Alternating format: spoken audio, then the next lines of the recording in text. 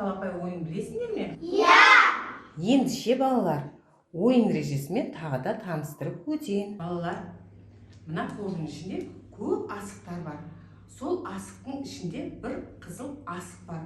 Ол асықты біз хан деп атаймыз. Сол асық кімнің қолына бірінші түссе, сол ойынды бірінші бастайды.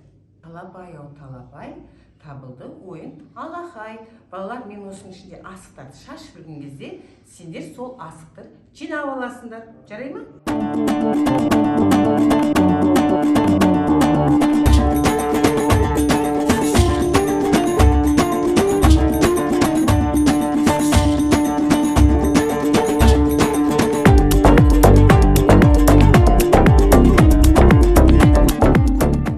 Балалар, жинаған асықтарды санап көрейікші. Нешеу екен сендер?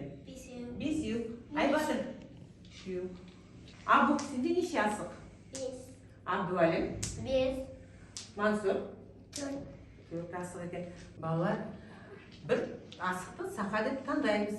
Қалғаны ойын алаңына бар, тігіп ойнаймыз.